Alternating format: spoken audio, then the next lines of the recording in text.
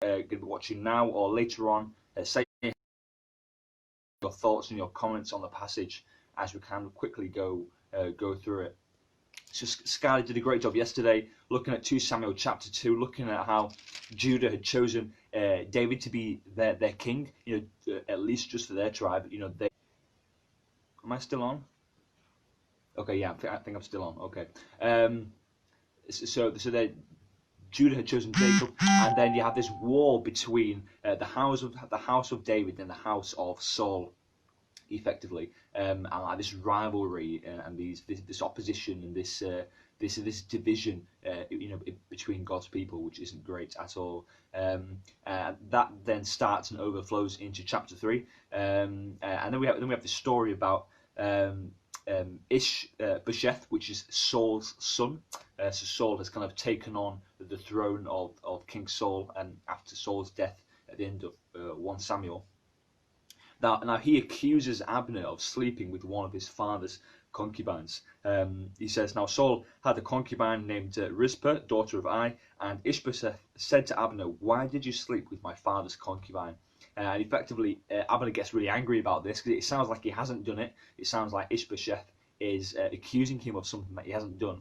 So Abner gets really angry and he kind of like spits his dummy out the pram, and he says, right, okay, I've had it with you. I've been loyal to the house of Saul. What's the point? What is it doing for me? And now I'm just going to go over to David. And effectively, Abner then makes the choice to go and make peace with David and to try and make David king over all of Israel. I think he kind of realizes that it's just a bad mistake trying to align with the house of Saul. If it's not going to go in his favor. So he tries to make peace, effectively. So he goes to David and he says, hey, whose land is it?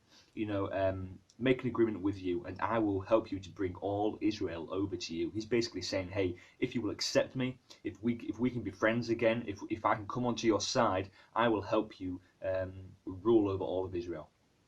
And David likes this idea. He says, good, I will make an agreement with you, but I demand one thing of you. Do not come into my presence unless you bring Michal, daughter of Saul, when you come to see me. And that is basically David's wife. So earlier on in 1 Samuel, when David was younger, he fell in love with Saul's daughter called Michal. I know it sounds like a bloke's name, but it is a girl's name. And Michal was in love with David, and David fought and battled for Michal, and they got married, so she was his wife. But whilst David was kind of like on the run away from Saul, kind of fleeing from being pursued and persecuted, Michal had effectively been given to another man. So it wasn't right, and so part of this deal of David allowing Abner to come back over, he's saying, well, yeah, you can come back over. Yeah, I'm willing to make peace. I'm willing to make amends, but you've got to first put something straight. I want my wife back, which is a good shot on David. It's good that he wants his wife back. He's saying, make amends. Put the record straight. Fix what is broken. Come and make amends with me. Bring me my wife back. Who belongs to me. Who is my wife. She's been given to another man. That's not right. So that happens. Abner kind of then gets Michal and brings her to David. And I guess that reminds us of, when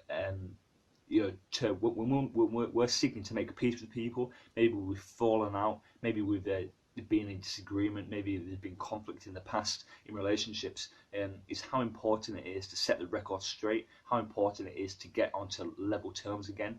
And just to make amends with people. So maybe you've got someone in your life who you're not at peace with, maybe you're in disagreement with, and you need to just go and make amends. You need to go and set the record straight.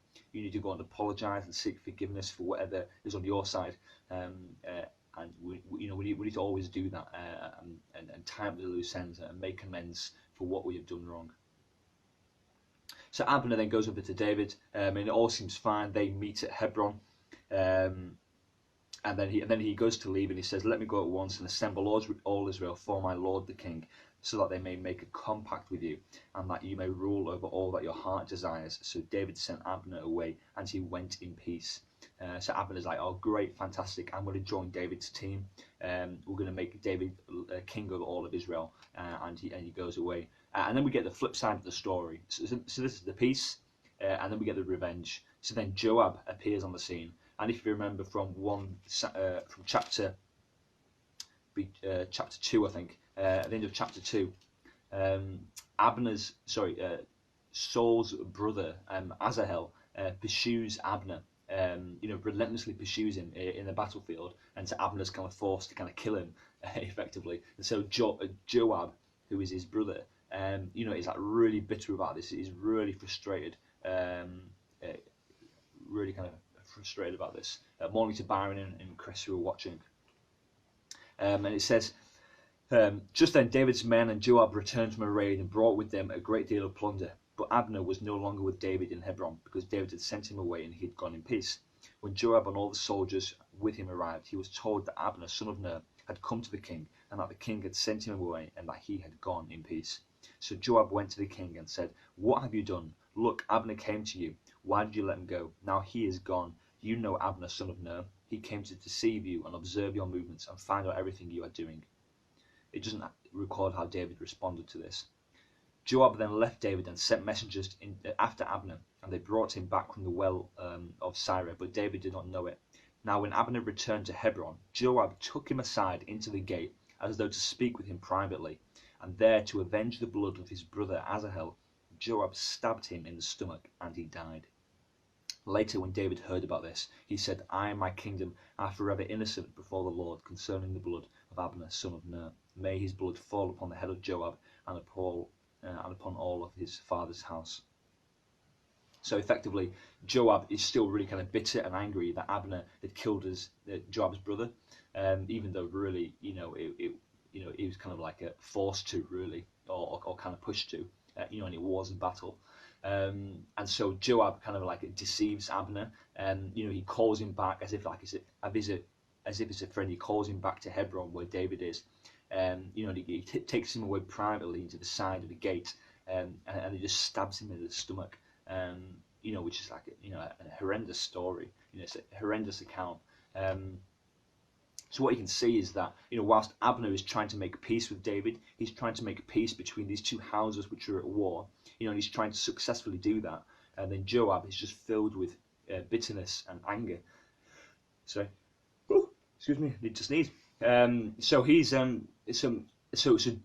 Joab just wants to pursue revenge. He wants to seek revenge for what Abner had done, whilst Abner is wanting to seek peace with David and his house. And they are like the two sides of what we do in relationships, aren't they?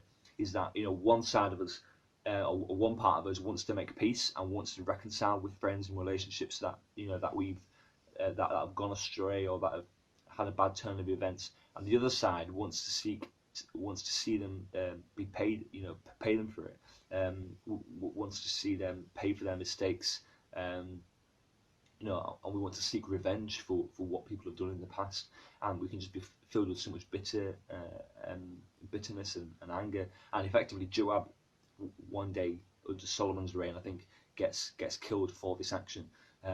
So yeah, I think it's just a stark reminder that in our relationships, in our marriages, in our dealings with people, to always seek peace, to always make amends, and never to seek revenge, to never be bitter about anything, but to talk it through, to pray it through, and seek to make amends, to seek to set the record straight so that you can walk forward in peace, in love, in unity, rather than in bitterness and anger, and wanting to see people fail and to seek revenge on people. So hopefully that's been an encouragement to you guys. We'll catch up later in the week, and have a great day. God bless, and bye bye.